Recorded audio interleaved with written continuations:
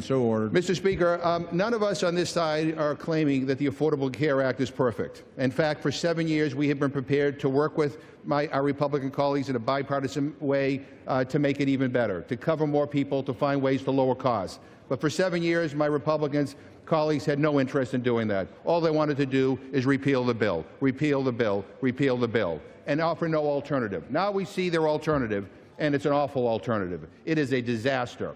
It is an alternative that came not out of a deliberative process, but out of some back room somewhere. People haven't even read this bill. They don't even know what it does because we're not even waiting for a CBO score. This is a pathetic process that everybody should be ashamed of. And let me just say, to claim or to imply that the Republican plan covers people with pre-existing conditions, it is a lie. It is a lie. And let's be honest about it. This does not cover people with pre-existing conditions. And to come on the floor and say it does to try to fool people, well, you may get away with it in the short term. You may get a headline. But I'll tell you, people will figure out soon enough when they're denied health care coverage, when they see their costs rise and rise and rise. To have a health care bill that throws 24 million Americans off of health insurance, you should be ashamed. You know, to have a health care bill that cuts Medicaid by $880 billion so you give a tax cut to the wealthiest people in this country, you should be ashamed. And I spent a good deal of my time reading letters from organizations like the National Farmers Union, the AARP, the Cystic Fibrosis Foundation, Parallel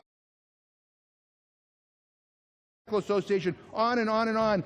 Organizations that have dedicated their lives to help people in this country that know something about this subject. And when it comes down to who do I trust, them or you, on whether or not your bill covers people with pre-existing conditions, there's no contest. I trust them. They see what you're trying to do.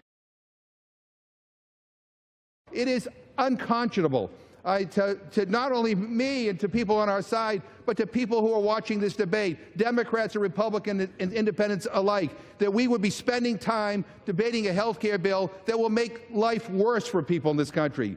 You know, any kind of health care bill that came to this floor ought to be about expanding coverage and lowering costs. We want to work with you on that. And instead, you come to a bill that's going to rip health care away from tens of millions of people. How can you do this? How can you do this to the American people?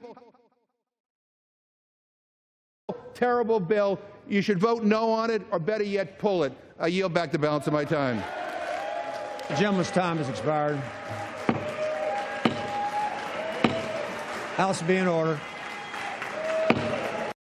House will be in order.